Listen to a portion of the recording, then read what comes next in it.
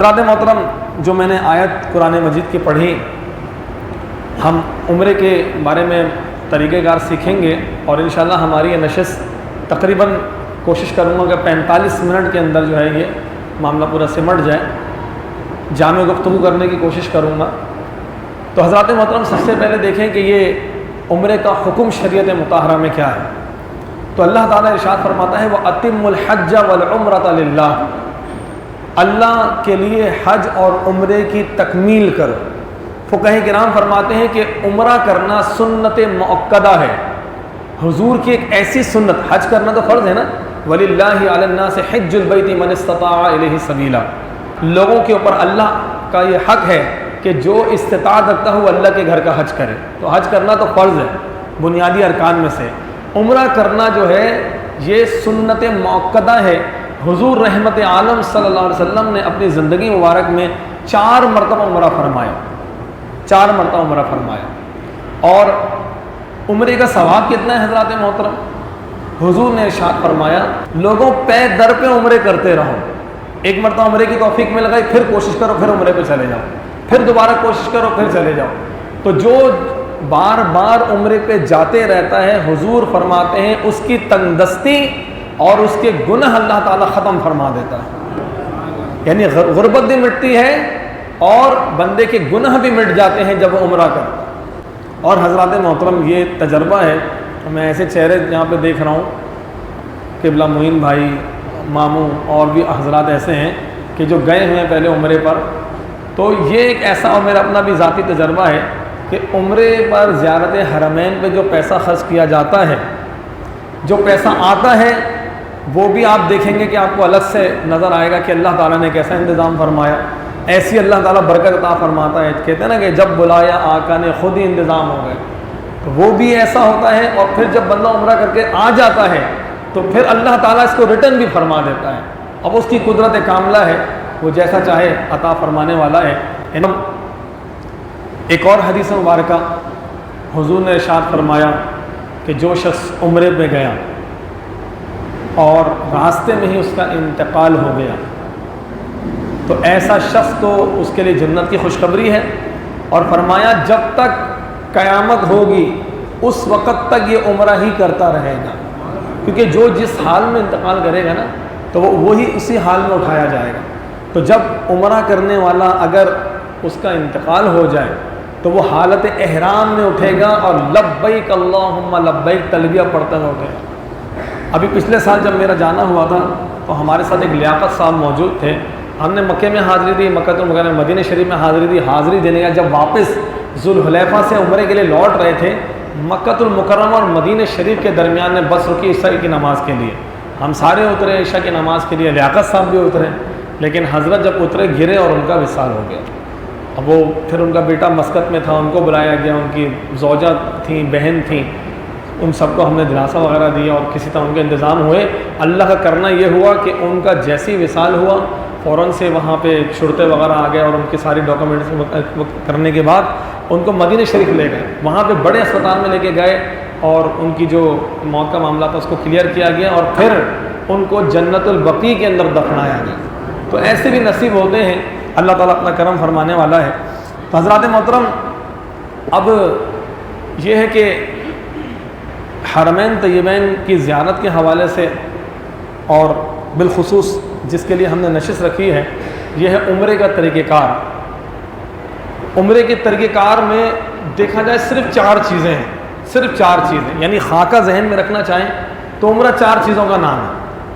پہلا کیا ہے؟ آپ کو احرام پہننا۔ دوسرا کیا ہے؟ آپ کو طواف کرنا۔ تیسرا کیا ہے؟ آپ کو صفا اور مروہ کی سعی کرنا۔ چوتھا کیا ہے؟ آپ کو تقصیر یا حلق کرنا۔ یہ 4 چیزیں ہیں۔ اب اس کو ہم ایک ایک کر کے دیکھتے ہیں کہ اس کے طریقہ کار کیا ہوتا ہے۔ حضرات محترم، پہلی بات تو یہ، میں جو بات آپ سے کروں گا اس میں کچھ روحانی باتیں بھی ہوں گی اور جو مسائل ہیں وہ بھی ساتھ چلیں گے۔ پہلی بات تو یہ کہ جب آپ احرام پہنیں نا تو احرام 2 بغیر سلی ہوئی چادروں کا نام ہے جو سفید رنگ کی ہوتی ہیں، اور معتمرین کہتے ہیں عمرہ کرنے والے، اور حجاج کرام اس کو زیب تن کر کے مکۃ المکرمہ جاتے ہیں، اور یہ حضور کا فرمان اور حضور کی شریعت ہے اور حضور کا حکم ہے، حضور کی سنت ہے۔ تو احرام جب ہم پہنتے ہیں نا تو حضرات محترم یہ محض 2 چادروں کا نام نہیں ہے، یہ ایک عملی طور پہ نیت ہے۔ اس کو پہننے کا مطلب یہ ہے کہ آپ حرم مکہ کی جو ہے وہ نیت کر رہے ہیں کہ میں اللہ کے گھر کی زیارت، اس کا حج یا عمرہ کرنے کے لیے جا رہا ہوں۔ اور اس کی ایک روحانی بات یہ ہے کہ جس وقت ہم احرام پہنے نا، ابھی مکہ کیوں جا رہے ہیں؟ اللہ سے ملنے جا رہے ہیں نا، اللہ کے انوار و تجلیات کا وہ مرکز ہے۔ تو یہ سوچیں کہ جب ہم اس دنیا سے کوچ کریں گے نا، اس وقت بھی سفید چادر میں ہوں گے، وہ کپڑا بھی بغیر سلاوا ہوگا۔ تو سمجھنے عالم آخرت کی ہی تیاری ہے یہ۔ جس طرح ہمیں کفن دیا جائے گا اور اللہ تعالیٰ کی بارگاہ میں ہمیں بھیج دیا جائے گا، خاک سپرد کر دیا جائے گا اور ہم اللہ کے حضور حاضر ہوں گے، تو جب کوئی مکۃ المکرمہ جائے تو یہ سوچ کے جائے کہ مالک و مولا میں ایک دن تیرے دربار میں دوبارہ اس طریقے سے آؤں گا۔ تو حضرات محترم، احرام کی 2 چادریں ہوتی ہیں، ایک تہبند ہوتا ہے، اس کو نیچے باندھ دیا جاتا ہے، اور ایک چادر جو ہے وہ اوپر پہنی جاتی ہے۔ اچھا، احرام جو ہے وہ جب بندہ پہن لیتا ہے اور نیت کر لیتا ہے تو اس کی بہت سی پابندیاں اس پہ عائد ہو جاتی ہیں۔ جس نے نیت کر لی عمرے کی تو اب اس کے بعد وہ شکار نہیں کر سکتا، وہ خوشبو نہیں لگا سکتا، وہ بال نہیں کٹوا سکتا، وہ ناخن نہیں ترشوا سکتا، ازدواجی معاملات سے گریز کرنا ہے، یہ تمام کی تمام باتیں ہیں۔ جوں وغیرہ کوئی چیز بھی ایسے نہیں مارنی ہے، اپنا چہرہ نہیں ڈھانپنا ہے، اپنا سر نہیں ڈھانپنا ہے، اپنے پاؤں کو جو ہے یعنی اسپن کی چپل پہنے، پاؤں والا حصہ جو ہے وہ کھلا رہنا چاہیے۔ ایسی کئی پابندیاں عائد ہو جاتی ہیں۔ اور حضرات محترم، حضور کا فرمان ہے کہ مختلف میقات کے بارے میں حضور نے بتایا کہ دیکھیں، خانہ کعبہ ایک سینٹر میں ہے دنیا کے۔ کوئی ہند سے آ رہا ہے، جیسے ہم لوگ پاکستان، انڈیا، بنگلہ دیش سے جاتے ہیں تو ہمارا میقات ہوتا ہے یلملم۔ اب میں 3 میقات آپ کو اور بتاؤں، ذوالحلیفہ، جحفہ، تو گفتگو جو ہے نا وہ اور ہو جائے گی۔ ہمارا میقات کیا ہے؟ یلملم، اس کا نام ہے یلملم۔ حضور نے فرمایا، صحیح بخاری کی حدیث ہے، کہ جو ہند سے لوگ آئیں وہ یلملم ان کا میقات ہے۔ میقات کا مطلب یہ ہے کہ یہ وہ جگہ ہے کہ اس سے جب ہمیں گزرنا ہے نا تو ہمیں حالت احرام میں نیت کے ساتھ گزرنا ہے۔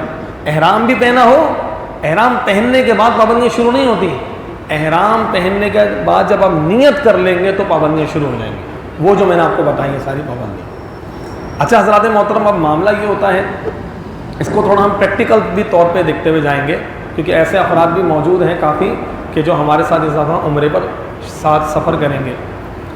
آپ ایک کام کیجئے، جب آپ احرام پہننا ہے جیسے کہ، تو آپ گھر سے آپ نے غسل کیا، غسل کرنے کے بعد یہ 2 چادریں جو ہیں آپ نے زیب تن کر لی، اور اب خوشبو وغیرہ کچھ نہ لگائیں۔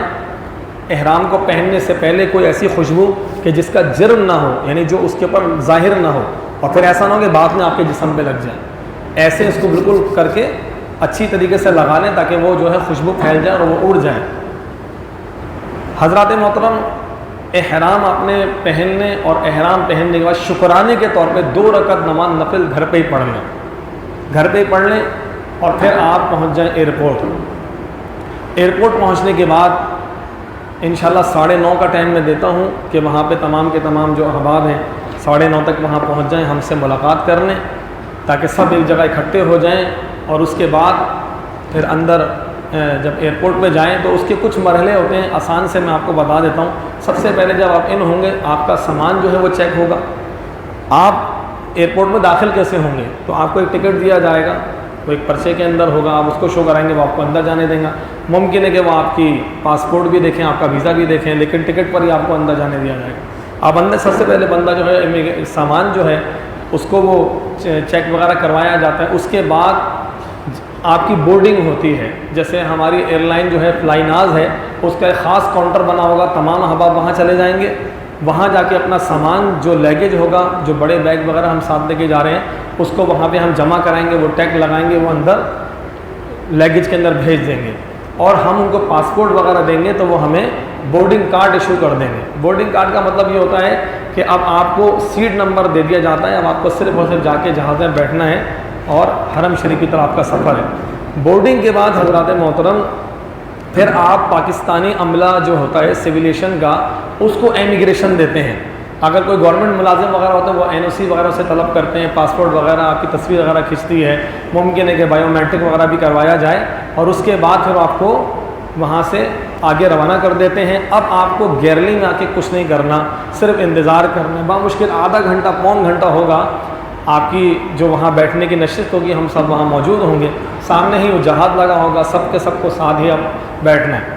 اب حضرات محترم یا تو گیرلی کے اندر ہی میں آپ حضرات کو جو احباب میرے ساتھ جا رہے ہیں ان کو میں وہیں پہ عمرے کی نیت کروا دوں گا۔ یہ اتنی لیٹ عمرے کی نیت اس لیے کہ بعض اوقات فلائٹ بھی لیٹ ہو جاتی ہے، دیر سویر ہو جاتی ہے، تو آپ اگر آپ نے گھر سے نیت کر لی اور پہلے سے نیت کر لی تو پھر وہ پابندیاں آپ پر عائد ہو جائیں گی۔ تو لہٰذا اس کو ہم آخر سے آخر میں دیکھتے ہیں، یا ممکن ہے کہ جہاز میں بیٹھنے کے بعد اور جہاز کے ٹیک آف ہونے کے بعد پھر میں آپ کو نیت کرواؤں۔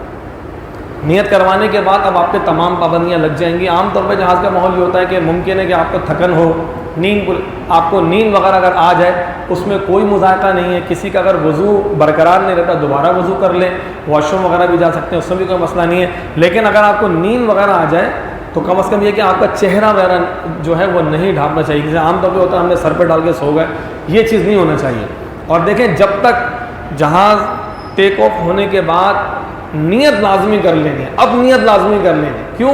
کیونکہ وہ جو یلملم میں نے آپ کو مقام بتایا ہے نا، وہ یعنی کہ جو 4.5 گھنٹے کی فلائٹ ہوتی ہے، کراچی سے جدہ کی فلائٹ تقریباً 4 گھنٹے 20 منٹ کی ہے، اس کے اندر 2 گھنٹے بعد یلملم آتا ہے۔ ممکن ہے کہ آپ سے وہ ویسے تو اعلان ہوتا ہے جہاز کے اندر کہ یلملم آ گیا اور آپ لوگ نیت کر لیں، لیکن آپ سے اگر وہ بھول گئے، کوئی اور خطا ہو گئی اور بغیر نیت کرے آپ گزر گئے تو آپ پہ دم واجب ہو جائے گا، دم لازم آ جائے۔ اور دم دینے کے لیے پھر دم چاہیے، کیونکہ ہر بات ہے اس میں پیسے خرچ ہوتے ہیں، تقریباً 300-400 ریال جو پاکستانی جو ہے نا سمجھ لیں آپ کے 30-40 ہزار روپے بنتے ہیں، 30-40 ہزار روپے بنتے ہیں، وہ دینا پڑتے ہیں۔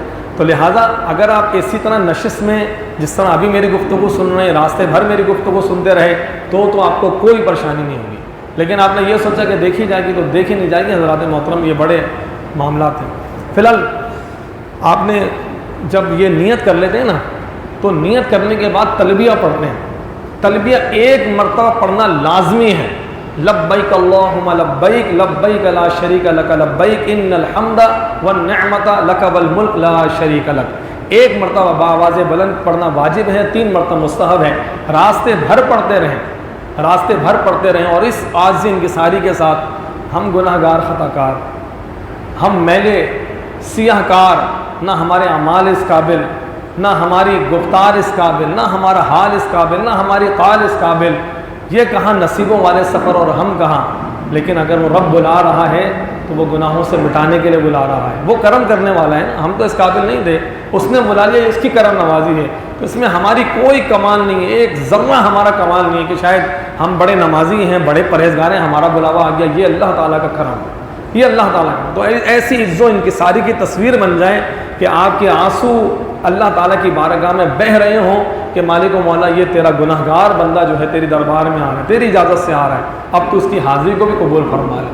حضرات محترم اس طرح اپنا سارا سفر جو ہے عز و انکساری میں نگاہوں کو جھکائے ہوئے اللہ تعالیٰ سے لو لگاتے ہوئے دعا کرتے ہوئے، کتنے لوگوں نے آپ سے دعا کے لیے کہا، ان کا دل نہیں چاہتا کہ وہ جائیں، لیکن اللہ نے آپ کو بلایا، یہ آپ کی خوش نصیبی۔ چنانچہ حضرات محترم آپ وہاں جدہ ایئرپورٹ پہ پہنچ جائیں گے۔ اب اس کو بھی تھوڑا سا پریکٹیکل چیزیں ہیں، میں آپ کو جلدی بتا دیتا ہوں۔ اب جیسی جہاز لینڈ کرتا ہے نا، لوگ بہت جلد بازی کرتے ہیں۔ میری گزارش ہے جو احباب میرے ساتھ ہیں میرے اشارے کے منتظر رہیں گے تو انشاءاللہ بہت اچھا رہے گا۔ جلد بازی نہیں کرنا ہے، آرام سے اٹھنا ہے، جب میں آپ کو کہہ دوں یا سب اٹھ جائیں، لوگ پہلے سے اٹھ جاتے ہیں، شور مچانا شروع کر دیتے ہیں، پھر جہاز کا عملہ پریشان ہوتا ہے، وہ بار بار بیٹھنے کو کہتے ہیں، وہ بھی چہرے بناتے ہیں، تو ان چیزوں کا ہم کسی کو پریشان نہیں کرنا اور ہمیں ایک دوسرے کے ساتھ ہی مدد کرنی ہے۔ ایک بات یہ بھی بیچ میں میں کہہ دوں کہ دیکھیں آپ نے دیکھا نا کہ ایک بندہ ہے اس کے پاس بھی جائے گا، سامان زیادہ ہے، اچھا یہ بھی ایک احتیاط بتا دوں کہ ایئرپورٹ یا ان تمام جگہوں کے اوپر کسی کی سامان کی کوئی بھی آپ کو یہ بھی کہنا اٹھا کے وہاں سے مار دو، نہیں، کیونکہ اس میں بعض اوقات بہت سنگین قسم کے مسائل ہو جاتے ہیں۔ اس سے بھی گریز کریں. لیکن جتنی مدد آپ عام طور پہ کسی کو پڑھنا نہیں آتا اس کو بتا دیا, کسی کو راستہ بتا دیا, کوئی کچھ پوچھ رہا ہے اس کو بتا دیا, تو اس طرح کی امداد کریں تو یہ سب حرم کی نیکی ہے, 1-1 لاکھ گنا اللہ تعالیٰ ثواب عطا فرمائے گا. پھر میں کہہ رہا تھا کہ جب آپ وہاں پہ جہاں جب لینڈ کر جاتا ہے آرام سے اٹھیں, آپ باہر آئیں گے. اور بعض لوگ جو ہیں جب وہ پہلی مرتبہ حجاز مقدس کی سرزمین پر قدم رکھتے ہیں تو وہ زمین کو بوسہ دیتے ہیں, تو جو بھی آپ کے جذبات ہوں اس کا اظہار آپ کریں. اور پھر وہاں سے جو ہے وہاں پہ ایئرپورٹ تک پہنچ جاتے ہیں, اس میں پھر لائن لگائی جاتی ہے. آپ کو پھر صبر کا مظاہرہ کرنا ہے, جلد بازی نہیں کرنی ہے. بعض لوگ جلد بازی کرتے ہیں, سعودی عملہ جو ہے وہ ناراض ہوتا ہے, بعض اوقات اس بندے کو روک لیتے ہیں, 10 قسم کی پریشانیوں میں وہ آتا ہے. آپ کی لو تو اللہ تعالیٰ کی بارگاہ میں لگا, جیسے جیسے کہتے جائیں ویسے کرتے جائیں, سیدھے کھڑے ہو جائیں. بعض اوقات ایسا بھی آپ دیکھیں گے لائن لگی 40 بندوں کی, اور وہ جو شرطا امیگریشن کر رہا تھا اٹھ کے چلا گیا, وہ واپس ہی نہیں آ رہا. تو یہ نہیں کہ ہم اسے بحث و بحثہ کریں گے, بھائی آ کے پاکستان نہیں ہے وہ ہمیں اٹھا کے سائڈ پہ کر دیں گے, یار رکو سب کی کرے گا, ہماری امیگریشن نہیں کرے گا. تو یہ مسائل ہیں سارے کے سارے نا, اس کا بھی تھوڑا خیال کرنا ہے. تو فی الحال وہ اپنی امیگریشن کریں گے, وہ دوبارہ آپ کی تصویر لیں گے, بایو میٹرک کریں گے, تصدیق کریں گے, آپ کا پاسپورٹ ہے وہ سب دیکھیں گے, آپ کا ویزا ٹکٹ, تمام ٹکٹ تو نہیں دیکھیں گے, ویزا وغیرہ دیکھیں گے, اور پھر وہ آپ کو ایئرپورٹ سے اب آپ جیسی جائیں گے امیگریشن کے بعد تو سب سے پہلے آپ کو اپنا سامان تلاش کرنا ہے. ایک پوری بیگ چل رہی ہوتی ہے. اب آپ کا بیگ بلیک رنگ کا ہے, نیلے رنگ کا, جو بھی ہے, بعض اوقات سملر بھی ہوتے ہیں, ایک جیسے بھی ہوتے ہیں, اس پہ آپ کوئی اپنی نشانی لگا لیں یا نام لکھ دیں اپنا. آپ نے اپنا بیگ اٹھایا, ٹرالی میں رکھ کے سکون سے کھڑے ہو گئے, سارے لوگ ہمارے جمع ہو گئے. اب دیکھیں ادھر آپ ادھر ادھر ہوئے نا, کسی نے کہا امام صاحب میں تو بس پہنچ گیا ہوں, آپ آ جائیں, تو بیچارہ پہنچے گا تو, لیکن اس کے بعد وہ پہنچا ہی بھی ہوگا, پھر پریشان ہوگا وہ. تو بہتر یہ ہے کہ فرسٹ آنے کی ضرورت نہیں ہے, ہمیں دیکھتے رہیں کہ ہم کیا کہہ رہے ہیں. فی الحال وہاں سے آپ نے اپنا سامان لیا اور ہم آپ کو وہاں سے باہر لے کے جائیں گے. تو پہلے سے وہاں نمائندہ موجود ہوتا ہے, سعودی عرب میں ہمارا عملے کا موجود ہوتا ہے, اس کو پتہ ہوتا ہے جہاں سے 45 بندے آ رہے ہیں, 50 بندے آ رہے ہیں, اور یہ اس ٹریول کے ذریعے آ رہے ہیں, اور اس نے پہلے سے آپ کی بس جو ہے وہ کھڑی وہاں پہ کھڑی ہوئی ہوتی ہے, اور آپ کو وہ تو ہم ہوں گے سب ایک بس میں بیٹھ جائیں گے. اور بس میں بیٹھنے کے بعد اب جدہ سے مکہ بس جائے گی, جدہ سے مکہ بس جائے گی, اور یہ سفر جو ہے تقریباً 1.25 گھنٹے سے 1.5 گھنٹے کا سفر ہے. اب حضرات محترم وہ لمحہ بڑا قریب ہے کہ جتنی آپ نے کاوشیں کی, جو مال خرچ کیا, جو آپ نے محنت کی, اب اس کا ثمر آپ کو ملنے والا ہے کہ وہ شہر مبارک کے جس کے بارے میں اللہ نے فرمایا ان اول بیت وضع للناس للذی ببکۃ مبارکا وہدی للعالمین, بے شک زمین میں وہ پہلا گھر جو اللہ کی عبادت کے لیے بنایا گیا وہ شہر مکہ ہے. للذی ببکۃ مبارکا, اس کی برکتیں ہیں, وہدی للعالمین, تمام جہانوں کے لیے یہ شہر مبارک شہر مکہ جو ہے وہ ہدایت کا سبب ہے. اور فرمایا فیہ آیات بینات, اس میں روشن نشانیاں ہیں. مقام ابراہیم, اس میں مقام ابراہیم ہے. ومن دخلہ کان آمنا, جو کوئی شہر مکہ میں داخل ہوا وہ امن میں ہو گیا, اس کو اس دنیا میں بھی امان ہے, عالم آخرت میں بھی امان ہے. تو حضرات محترم یہ کتنی بڑی خوش نصیبی ہے کہ ان قریب آپ اس شہر میں داخل ہونے والے. راستے بھر تلبیہ پڑھتے رہیں, درود شریف پڑھتے رہیں, دعا کرتے رہیں, مغفرت کی دعا کرتے رہیں, ملک پاکستان کے لیے دعا کرتے ہیں, اپنی صحت احوال کے لیے دعا کرتے ہیں, روزی روزگار کے لیے دعا کرتے ہیں, ہر چیز کے لیے دعا کرتے رہیں. آج آپ کس کے مہمان ہیں؟ آپ کسی عام بندے کے مہمان بنتے ہیں, وہ بھی آپ کو مایوس نہیں کرتا, لیکن آج تو آپ مالک و مولا کے مہمان ہیں, اور اس کے حکم پر عمل کرتے ہوئے دیوانہ وار آ رہے ہیں. آج آپ نے اپنا لباس بھی ترک کر دیا, اپنا مال بھی خرچ کیا, ٹائم بھی نکالا, سب کچھ چھوڑ کر 2 بغیر سری چادر میں آئے ہیں, تو اللہ کے گھر کے دیدار کے لیے آئے ہیں, اس مالک و مولا کی بارگاہ میں آئے ہیں. تو اس یقین سے آئیں کہ آپ کو جو مانگیں گے آپ کو ملے گا, اور واقعی ملتا ہے حضرات محترم. چنانچہ آپ شہر مکہ جب ہم داخل ہوں گے تو تقریباً 26 کلومیٹر دور جو روڈ چلنا ہوتا ہے حرم مکہ کی طرف, وہاں پہ ایک بڑی سی آپ رحل دیکھیں گے, قرآن پاک اور رحل, یہ حدود حرم شروع ہو جاتی ہے. حدود حرم میں آپ داخل ہو گئے, اور اب یہ جو بس والا ہے یہ ہمیں بالکل وہاں اتارے گا جہاں ہمارا ہوٹل ہوگا, جدھر ہمیں اسٹے کرنا ہے, ہمیں رکنا ہے, ٹھہرنا ہے, یہ بالکل ہوٹل کے سامنے اتارے گا. ہم سب اتریں گے, اپنا سامان لیں گے, فوراً سے کمرے میں ملیں گے. حضرات محترم ہم سب کے سب جتنے بھی احباب ہیں ان کو گیلری کے اندر آپ لوگوں کو بٹھائیں گے. جیسے جیسے آپ لوگوں کے کمرے ملتے چلے جائیں گے, سیٹنگ ملتی چلی جائے گی, سب جو ہیں وہ جاتے چلے جائیں گے. اس کے بعد آپ کو میری طرف سے یہ میسج دیا جائے گا, فرض کریں کہ اگر ہم پہنچے وہاں پہ 8 بجے، میں ایک مثال بیان کر رہا ہوں، یا 6 بجے ہم پہنچیں فرض کریں، اور میں نے آپ کو ٹائم دیا کہ بھائی 1.5 گھنٹہ 1 گھنٹہ آرام کیجئے، انشاءاللہ ٹھیک 8 بجے ہم عمرے کے لیے روانہ ہوں گے۔ تو دیکھیں ابھی آپ کو مناسک سارے ادا کرنے ہیں، اب یہ نہ ہو کہ 5 منٹ ایک بھائی دیر کرے، 5 منٹ ایک بھائی دیر کرے، تو 5 بندوں نے اگر دیر کرتے چلے گئے نا تو 25 منٹ تو یہی ہوگا۔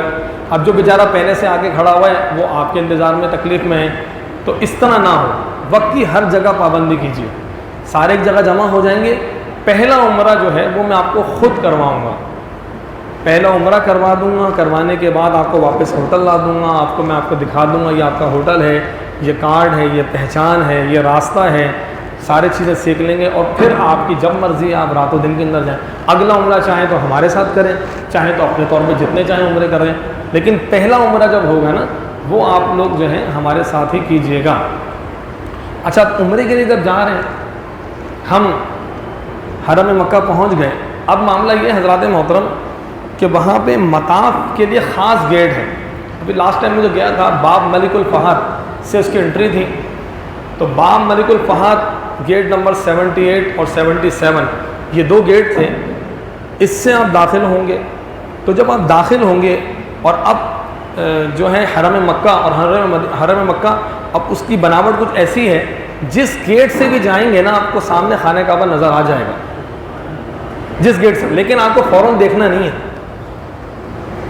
اچھا حضرات محترم، ایک روایت میں سے رہ گئی، جب آپ پڑھتے ہیں نا لبیک اللہم لبیک، تو جب بندہ یہ پڑھتا ہے پہلی مرتبہ تو اللہ کے محبوب علیہ السلام نے صحابہ کرام کو فرمایا کہ جب تم تلبیہ پڑھتے ہو تو تمہیں خوشخبری دی جاتی ہے۔ پوچھا کہ یا رسول اللہ ہم تلبیہ پڑھیں گے، لبیک اللہم لبیک پڑھیں گے، ہمیں خوشخبری دی جائے گی، کیا خوشخبری دی جائے گی؟ حضور نے فرمایا تمہیں جنت کی بشارت دی جاتی ہے۔ اور جب کوئی معتمر یا حجاج جب وہ لبیک اللہم لبیک پڑھتے ہیں تو جتنی بھی چیزیں ہیں، زمین کا ہر پتھر، ہر درخت اس کے ساتھ کہتا ہے لبیک اللہم لبیک لبیک لا شریک لک لبیک ان الحمد والنعمت لک والملک لا شریک لک، سارے اس نیکی کے اندر شامل ہو جاتے ہیں۔ پھر حضرات محترم آپ حرم مکہ پہنچ گئے، اور مسجد میں جب داخل ہوں تو نیت کر لیں، اللہ بسم اللہ الرحمن الرحیم، اللہم افتح لی ابواب رحمتک نویت سنت الاعتکاف۔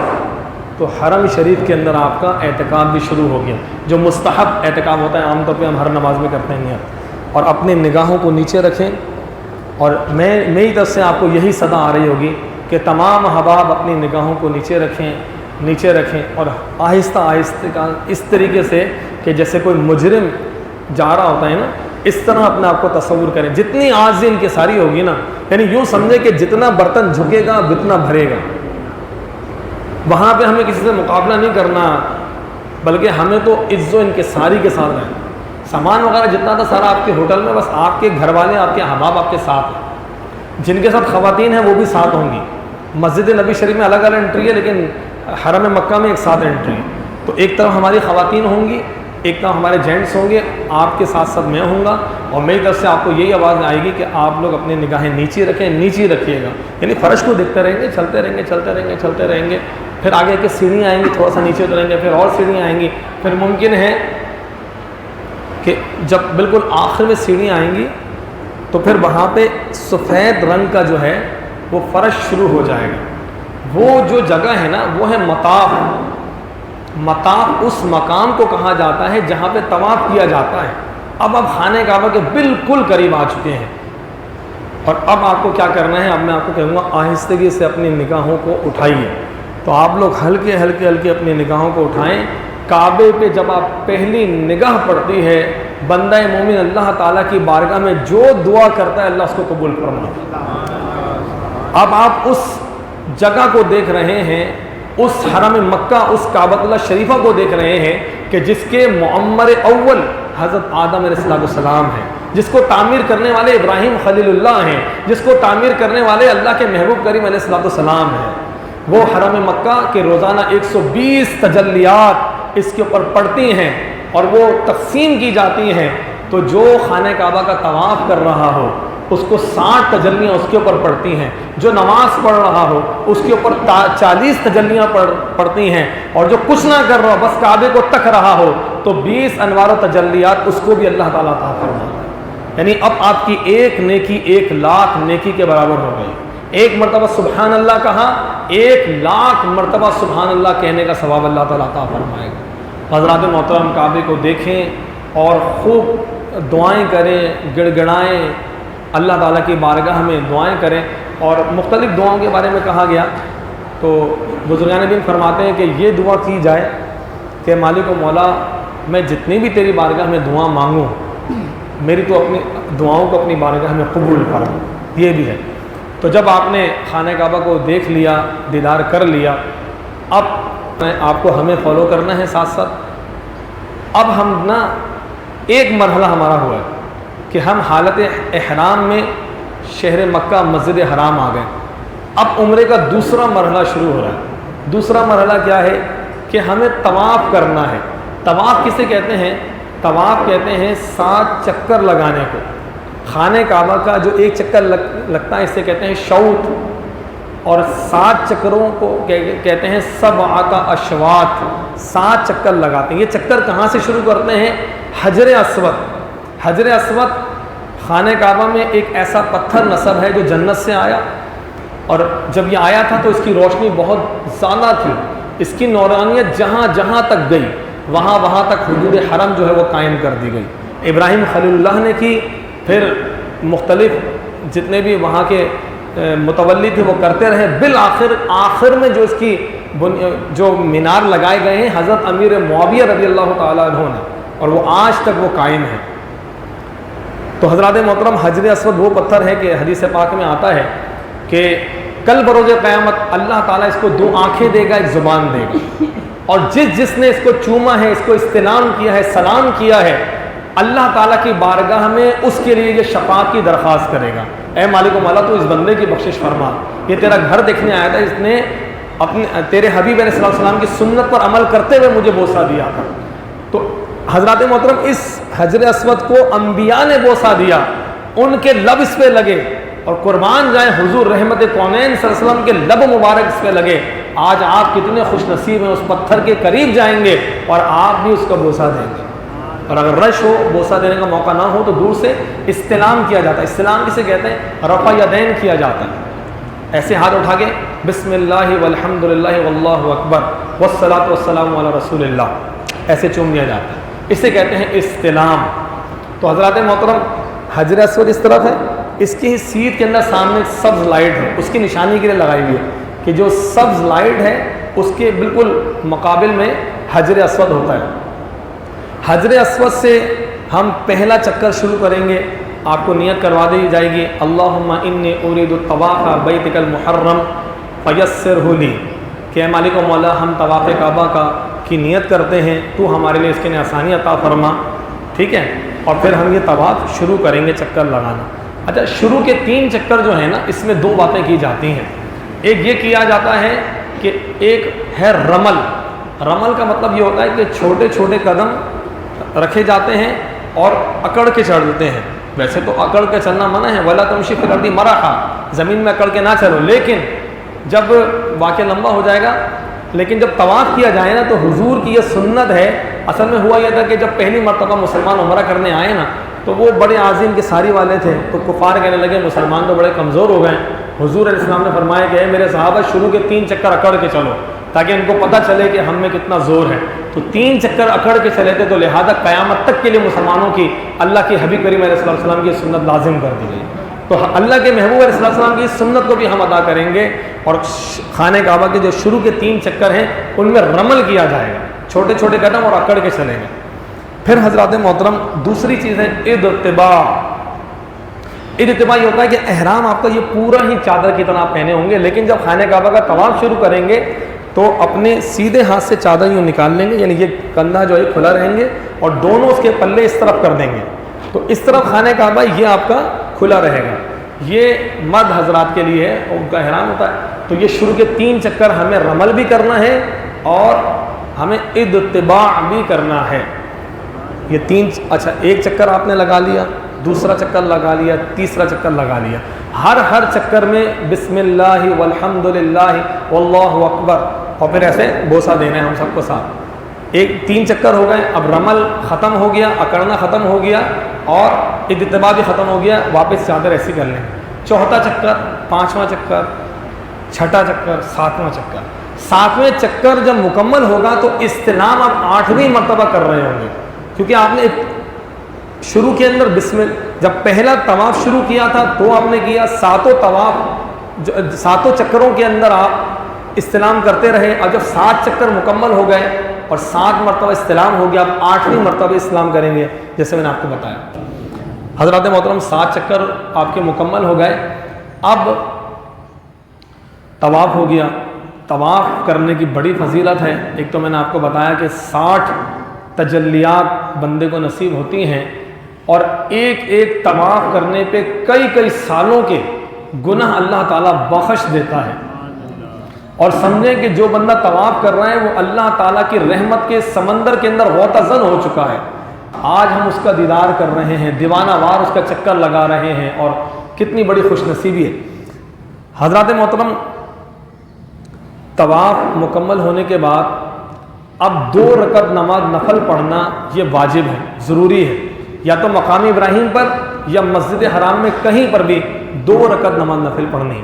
تو اس میں ہم یہ کرتے ہیں کہ اسی جگہ نہیں پڑھتے، تھوڑا سا سائڈ پر آ جاتے ہیں، کیونکہ لوگ تو طواف کر رہے ہیں نا، آپ کے 7 چکر ہوئے ہیں، کسی کا تیسرا چکر ہے، اور بہت رش بھی ہوتا ہے حضرات محترم، تو لہٰذا ہم اپنا پورا گروپ جو ہے ایک طرف کر لیں گے، خواتین کو اس طرف کر دیں گے، جینٹس حضرات کو اس طرف کر دیں گے، سب آرام سے 2 رکعت نماز نفل پڑھیں گے، آپ کا طواف مکمل ہو گیا۔ عمرے کے 2 کام ہو گئے، حالت احرام میں ہم مسجد حرام تک آ گئے، دوسرا ہم نے طواف کر لیا۔ اب زمزم پیتے ہیں حضرات محترم، اس مقام پہ زمزم، اب زمزم کے بارے میں حضور نے فرمایا کہ اس میں کئی بیماریوں کی شفا ہے، اور اس سے بھوک بھی ختم ہوتی ہے، بیماری بھی ختم ہوتی ہے۔ حضور نے فرمایا زمزم کا معاملہ یہ ہے، جب مسلمان پیے گا تو پیٹ بھر کے پیے گا، خوب سیر ہو کے پیے گا، منافق نہیں پیے گا، تو لہذا زمزم کو خوب سیر ہو کے پیا جائے۔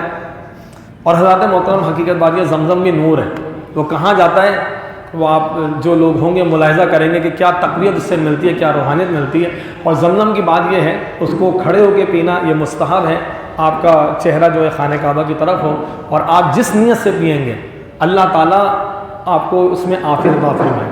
آپ کہتے ہیں کسی خدا نہ کرے کسی کو کوئی خاص بیماری ہے، وہ اس نیت سے اللہ کے مالک و مولا میں پی رہا ہوں اس پانی کو، اس کی برکت سے میری وہ فلاں بیماری دور ہو جائے، تو علماء اور محدثین تو یوں اس نیت سے پیا کرتے تھے کہ ہم علم حدیث میں ماہر ہو جائیں، علم قرآن میں ماہر ہو جائیں، اور بعض اولیاء کے ہمیں بخشے جائیں۔ تو جس نیت سے جتنی مرتبہ پینا ہے، یہ تو رب کا دربار ہے نا، کھلی ہیں نعمتیں اس کے اندر، جتنا چاہیں حاصل کریں، جتنا ہم اپنا ضرب بڑھائیں گے نا اتنا اللہ تعالیٰ عطا فرمانے والا ہے، اللہ تعالیٰ بندے کے گمان سے۔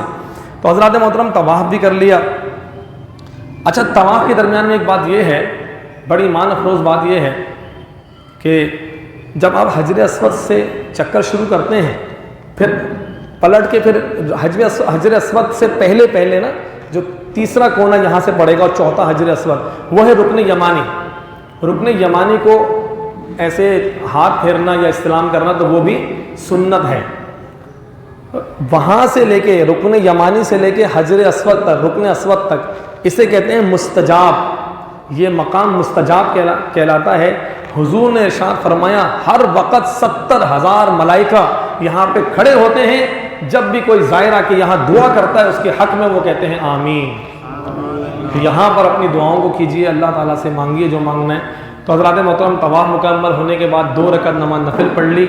اب ہم چلے جائیں گے صفا اور مروہ کی طرف۔ اچھا، طواف کی ایک بات اور ضروری یہ ہے کہ طواف کی مثال ایسی ہے جیسے نماز، جس طرح نماز میں غسل اور وضو شرط ہے، تو اسی طرح طواف کے اندر بھی وضو کرنا شرط۔ اگر کسی بھائی کا وضو برقرار نہیں رہتا ہمیں اطلاع کر دے، جلدی سے جائے وضو کر آ جائے اور ہمیں پھر جوائن کر لے، لیکن اس میں ضرور اطلاع کر دے اور ایک نشاندہی ہو جائے کہ میں آپ کو یہاں ملوں گا وغیرہ وغیرہ۔ ویسے کوشش کریں وہ جو ہم نے آپ کو 1-1.5 گھنٹہ دیا تھا ہوٹل پہ، وہ اس لیے دیا تھا کہ آپ اپنے تمام معاملات سے جو ہے فارغ ہو جائیں، فریش ہو جائیں، اور اب یہی وضو آپ کا جو ہے برقرار رہے، اور کم از کم طواف تک تو وضو برقرار رہے۔ سعی جو آگے اگلا کرنا ہے نا اس کے لیے وضو کرنا مستحب ہے، کوئی ضروری نہیں ہے، لیکن ہر وقت وضو سے رہنا چاہیے۔ چنانچہ حضرات محترم اب صفا اور مروہ یہ دو پہاڑی ہیں، قرآن میں ذکر آتا ہے ان الصفا والمروۃ من شعائر اللہ، لوگوں صفا اور مروہ اللہ کی نشانیوں میں سے ایک نشانی ہے۔ یہاں پہ صحابہ کرام نے سوال کیا یا رسول اللہ، کیونکہ مشرکین مکہ بھی کچھ یہاں پر دو بت رکھے تھے تو ان کو وہ چھوا کرتے تھے، تو صحابہ کرام نے پوچھا یا رسول اللہ ہم جو یہ صحیح کرتے ہیں اس میں کیا حکم ہے؟ تو اللہ تعالیٰ نے فرمایا فمن حج البیت او اعتمر فلا جناح علیہ ان یطوف بہما، جو کوئی طواف کرے بین الصفا و مروہ تو اس میں کوئی مذائقہ نہیں کسی حاجر اور معتمر کے لیے، تو اس کا حکم ہے۔ اور عمرے کے لیے یہ تیسرا اور اہم رکن ہے، یعنی صفا اور مروہ دو پہاڑیوں کے درمیان میں 7 چکر لگانا، صفا پہاڑی ایک طرف مروہ پہاڑی، سب سے پہلے ہم صفا کی طرف جائیں گے، یہ 7 چکر صفا سے شروع کریں گے مروہ پہ ختم ہوں گے، صفا سے ایک مروہ 1 2 3 4 5 6 7، شروع آپ نے صفا سے کیا تھا، ختم اپنے مروہ پہ۔ بیچارے جن لوگوں کو علم نہیں ہوتا نا وہ صفا سے مروہ آ کے 1 پھر وہاں سے آ کے 2 اور بیچارے 14 چکر لگا لیتے ہیں۔ تو علم دین ہونا چاہیے حضرات محترم، اور علماء کے ساتھ رہیں گے سیکھ کے جائیں گے تو اس قسم کی مشقتیں نہیں کرنا پڑیں گی۔ تبھی تو کہا کہ جس انسان کو علم نہیں ہوتا نا شیطان اس سے کھیلتا ہے، بیچارہ عبادت کا صحیح طرح مزہ کر نہیں پاتا اور مشقت بہت کرتا ہے لیکن حاصل حصول نہیں ہوتا ہے۔ یا تو علم سیکھیں یا علم والوں کے ساتھ رہیں۔ چنانچہ اب یہ جب شروع کریں گے صحیح تو اس کی بھی نیت ہے اللہم انی ارید السعی، تو یہ پوری نیت آپ کو کروائیں گے درود شریف پڑھا کے، پھر دوبارہ خانہ کعبہ کی طرف، اس طرف سے خانہ کعبہ نظر آ رہا ہوتا ہے تو آپ جو ہے دوبارہ خانہ خدا کو دیکھ کر استلام کریں گے بسم اللہ والحمد للہ اللہ اکبر، اور پھر درود شریف پڑھیں گے، اس کو چوم لیں گے۔ پھر حضرات محترم صفا سے ہمارا سفر مروہ کی طرف جائے گا، تھوڑا سا آگے چلیں گے نا تو ہم دیکھیں گے 2 گرین رنگ کی لائٹیں جو ہیں وہ جاری ہوں گی، لائٹیں لگی ہوں گی گرین رنگ کی، اسے کہتے ہیں میلین اخضرین، 2 سبز لائٹیں، یہ اس چیز کی نشاندہی کر رہی ہے، یہ 2 سبز لائٹیں اس چیز کی نشاندہی کر رہی ہیں کہ جہاں بی بی ہاجرہ رضی اللہ تعالی عنہا دوڑی تھیں، نشیبی علاقہ تھا، یہ زمین نشیبی تھی، ننھے اسماعیل اس طرف تھے، تو جب وہ صفا سے مروہ جاتی مروہ سے صفا آتی تو یہ نشیبی ایریا تھا، تو ادھر بی بی کو نظر نہیں آتا تھا رضی اللہ تعالی عنہ، تو آپ دوڑ کے جاتی تھی۔ تو قیامت تک کے لیے اللہ تعالیٰ نے حجاج اور معتمرین کے اوپر یہ بات لاگو کر دی ہے کہ جو بھی آئے گا اللہ کے اس ولیہ کی اس سنت کو اپنائے گا، تو اس میں جو ہے دوڑ کے جائیں گے۔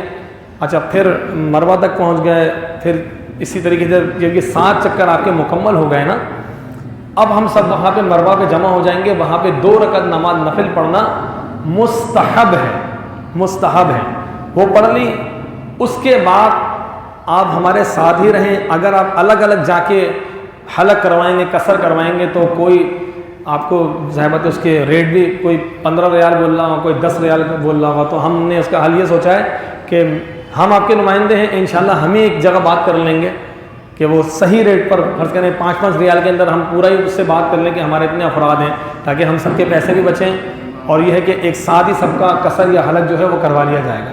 اچھا قصر اور حلق کیا ہوتا ہے؟ قصر کہتے ہیں یہ دونوں چیزیں کریں گے نا، دونوں میں سے ایک چیز اگر کر لیں گے تو آپ احرام کی پابندیوں سے باہر آ جائیں گے اور آپ کا عمرہ مکمل ہو گیا۔ قصر کہتے ہیں آپ کے پورے جو بال ہیں نا اس کے چوتھائی حصہ، کم از کم چوتھائی حصے کا 1 پورے کا کٹنا، اسے کہتے ہیں قصر، اور سارے بال منڈوا دینا اسے کہتے ہیں حلق۔ تو حضور صحیح بخاری کی روایت ہے، حضور نے جنہوں نے قصر کیا ان کے لیے 1 مرتبہ دعا فرمائی، اور محلقین کے لیے جو حلق کروانے والے ہیں ان کے لیے 3 مرتبہ دعا حضور نے فرمائی۔ تو ہمیں حضور کی نہیں 3 دعائیں مطلوب ہیں نا، تو ہم سب کے سب جو ہے یہی کوشش کریں کہ ہم حلق کروائیں۔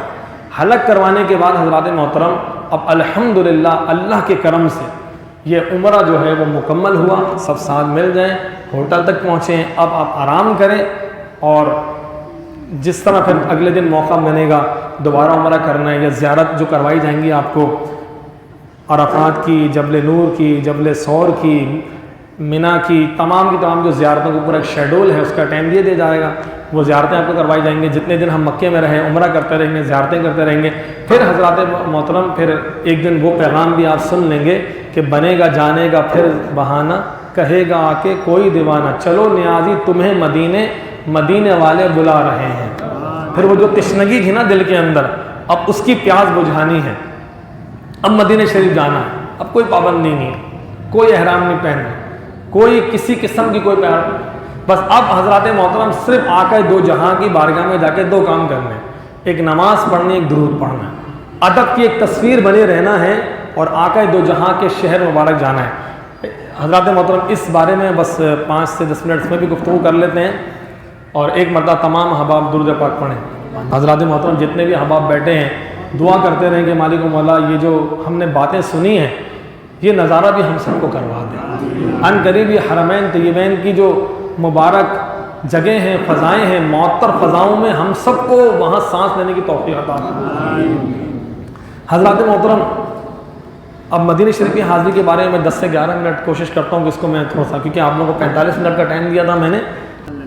حضرات محترم اعلیٰ حضرت فرماتے ہیں حاجیوں آؤ شہنشاہ کا روزہ دیکھو، کعبہ تو دیکھ چکے اب کعبے کا کعبہ دیکھو، اور غور سے سن تو رضا کعبے سے آتی ہے صدا، میری آنکھوں سے میرے پیارے کا روزہ دیکھو۔ حضرات محترم جب آپ کو اس بات کا بتایا جائے گا نا کہ صبح مدینہ منورہ جانا ہے، تو یہی پاکستان سے آپ ایک خاص سوٹ جو ہے نا اس کا انتخاب کر لیں کہ جب میں آقا دو جہاں صلی اللہ علیہ وسلم کی بارگاہ میں جاؤں گا نا میں یہ سوٹ پہنوں گا۔ اور آقا علیہ السلام کو سفید لباس پسند تھا، تو کوشش کریں سفید یا جو بھی آپ کی گنجائش اس کو اچھی طریقے سے آپ کو جو ہے وہ معطر ہو کے اپنے دل کو، ظاہر کو، باطن کو ستھرا کر لینا ہے کہ مدینہ شریف جا رہے ہیں۔ تو اسی طریقے سے اعلان کیا جائے گا کہ بھائی اتنے بجے جو ہے وہ گاڑی روانہ ہوگی، اس میں آپ تمام احباب بیٹھ جائیں گے۔ اچھا مکہ المکرمہ سے مدینہ شریف کا جو فاصلہ ہے وہ تقریباً 416 کلومیٹر کا یہ ہے، اور اس میں جو ہم بس میں جاتے ہیں تو تقریباً 5-6 گھنٹے لگتے ہیں۔ راستے میں گاڑی رکتی بھی ہے، نماز یا کھانے کا ٹائم ہو تو وہ بھی اسٹے بھی ہوتا ہے۔ تو ان تمام باتوں کو ذہن میں رکھنا ہے، اتنی ہمت بنا کے رکھنی ہے کہ اس سفر میں اتنا ٹائم لگے گا، لیکن یہ سفر بڑا روحانی ہے۔ راستے بھر آپ درود شریف پڑھتے رہیں، آپ نعتیں پڑھتے رہیں، انشاءاللہ تعالیٰ بس میں ہم آپ کے ساتھ ہوں گے، یہ سفر ہمارا بس میں ہوگا۔ اسی طریقے سے بیان بھی جاری ہوگا، نعتیں بھی انشاءاللہ جاری ہوں گی، اور یہ استغاثہ حضور کی بارگاہ میں پیش کرتے رہیں گے، اور حضرات محترم بالآخر وہ شہر مبارک آ جائے گا۔ جب مدینہ شریف حضرات محترم آتا ہے نا، دل میں جو ٹھنڈک محسوس ہوتی ہے نا اس کا الفاظوں سے نہیں بتایا جا سکتا۔ ایسا لگتا ہے کہ آقا دو جہاں صلی اللہ علیہ وسلم اپنی دونوں ہاتھ مبارک سے ہمارے استقبال کے لیے جو ہیں وہ منتظر ہیں۔ دل میں ٹھنڈک محسوس ہوتی ہے کہ آقا دو جہاں صلی اللہ علیہ وسلم کا شہر مبارک۔ اور دیکھیں مدینہ شریف جانا در و دیوار کو نہیں دیکھنا ہے، محض گنبد خضر اور جالی نہیں دیکھتے ہیں حضرات محترم، بنفس نفیس آقا دو جہاں وہاں موجود ہیں۔ آپ اس بات کا کامل یقین رکھیے کہ آپ اللہ کے محبوب کریم علیہ السلام سے ملاقات کے لیے جا رہے ہیں۔ اس میں حدیث ہے نا، من زارنی بعد مماتی کانما زارنی فی حیاتی، جو میرے وصال کے بعد جس نے میری زیارت کی، جس نے میری روزے کی زیارت کی، حضور فرماتے ہیں کانما زارنی فی حیاتی، ایسا ہی ہے کہ جیسے اس نے زندگی میں مجھے دیکھا ہو۔ اور حضور فرماتے ہیں من زار قبری وجبت لہ شفاعتی، جس نے میرے روزے کی زیارت کی اس کے لیے میری شفاعت لازم ہے، واجب ہے۔ حضور نے فرمایا جو میرے روزے کی زیارت کے لیے آیا، کوئی اور غرض نہیں تھی، کوئی تجارت نہیں تھی، کچھ نہیں تھا، کوئی کام نہیں تھا، بس مجھ سے ملاقات کے لیے آیا، حضور نے فرمایا کل بروز قیامت میں اس کی شفاعت بھی کروں گا، اس کے اعمال صالحہ پر گواہی بھی دوں گا۔ تو حضرات محترم یہ وہ حاضری مبارک کہ صحیح یہ سنن دارمی کی روایت ہے کہ روزانہ 70,000 ملائکہ صبح اور شام حضور کے روضہ مبارک پر حاضر ہوتے ہیں، اس کا طواف کرتے ہیں، بطور تبرک اپنے پروں کو حضور کے مزار سے مس کرتے ہیں۔ ایک قافلہ جاتا ہے، اب اس کا قیامت تک نمبر نہیں آئے گا، صبح اور شام 70,000 کا قافلہ آتا چلا جاتا ہے، لیکن آقا دو جہاں ہمیں بار بار بلائیں تو یہ صرف اور صرف ان کی کرم نوازی ہے، یہ صرف ان کی کرم نوازی ہے۔ تو اس سے ہمیں شکر گزار بھی ہونا چاہیے، اپنا امتی بنایا، اللہ نے ہمیں اپنی بندگی عطا فرمائی، محبتوں کا ماحول عطا فرمایا اور اپنے دربار شریف میں بلا لیا۔ کتنے لاکھوں دل حضرات محترم، کروڑوں دل دھڑکتے ہیں، کتنے آنسو بہتے ہیں ہر نگاہوں کو جھکا کر السلام علیکم یا رسول اللہ صلی اللہ علیہ وسلم۔ آپ نے درود شریف پڑھا، حضور کی بارگاہ میں درود و سلام پڑھا. پھر بالخصوص جو مواد شریف پر حاضری ہوتی ہے باب السلام سے ہوتی ہے. تو جب مواد شریف پر جائیں تو حضرات محترم بالکل ادب و احترام سے اپنے قدموں، وہاں میں آپ کو کوئی دعا نہیں پڑھاؤں گا، کوئی آپ کو دعا نہیں پڑھا، آپ کو سب کو خود حاضری کرنی ہے، کہ وہاں میری آواز بلند نہ ہو جائے. حضور نے، اللہ تعالیٰ نے فرمایا لا ترفعوا اصواتکم فوق صوت النبی ولا تجہروا لہ بالقول کجہر بعضکم بعضا. میرے حبیب کے دربار میں اپنی آواز کو بلند نہیں کرنا، کہیں ایسا نہ ہو کہ تمہارے اعمال اکارت کر دیے جائیں تمہیں پتہ بھی نہ چلے. بایزید اور حضرت جنید بغدادی جیسے اولیاء جب حضور کے دربار میں جاتے تھے تو سانس بھی روک دیتے تھے، کہیں ہماری سانس لینے کے اندر بھی کوئی بے ادبی نہ ہو جائے.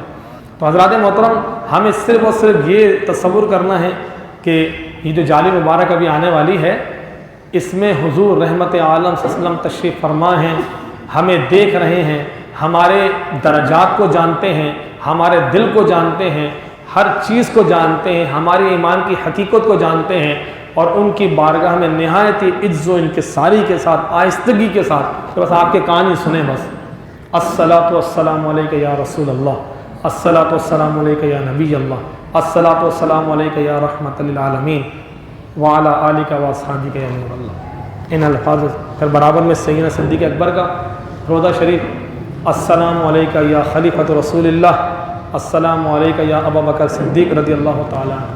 پھر برابر میں حضرت عمر بن خطاب رضی اللہ تعالیٰ عنہ کا روضہ شریف، السلام علیک یا عمر بن الخطاب رضی اللہ تعالیٰ عنہ.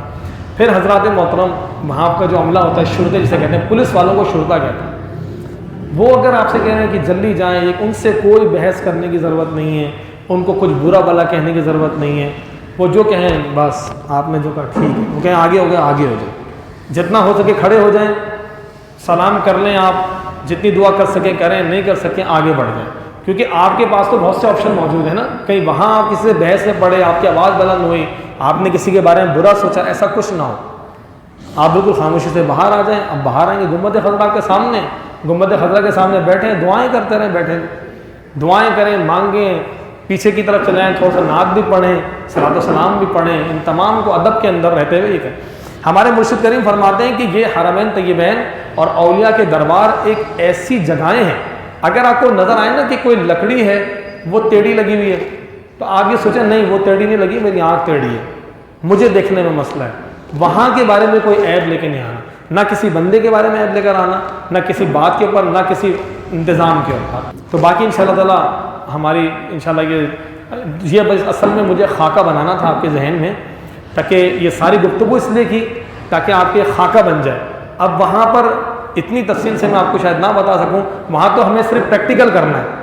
تو یہ تھیوری تھی جو آپ کو ابھی دی گئی، انشاءاللہ اس کا پریکٹیکل اللہ تعالیٰ کرم فرمائے، اپنی مہربانی فرمائے، اور ہم سب کو حرمین طیبین کی حاضری عطا فرمائے کہ بنفس نفیس ہم ان تمام کے تمام مناسک کو ادا کر رہے ہوں. اللہ رب العزت سے دعا ہے کہ اس گفتگو میں میری کوئی غلطی ہو اسے معاف فرمائے، اور جتنے بھی ہمارے بھائی یہاں موجود ہیں جو جا رہے ہیں اللہ تعالیٰ ان کی حاضری قبول فرمائے، اور جو منتظر ہیں ان کا بلاوا بھی آ جائے، اور جو جانے والے ہیں ان کے اوپر یہ حق ہے کہ جو ابھی بیٹھے ہیں ان کے لیے دعا کریں، اور جو بیٹھے ہوئے ہیں وہ ان کی آسانی کے لیے دعا کریں. وما علینا الا البلاغ. اللهم صل علی سیدنا مولانا محمد وعلی آل سیدنا ومولانا محمد وبارک وسلم. صلاۃ و سلام علیک یا سیدی یا رسول اللہ وعلی آلک واصحابک نور اللہ. یا اللہ یا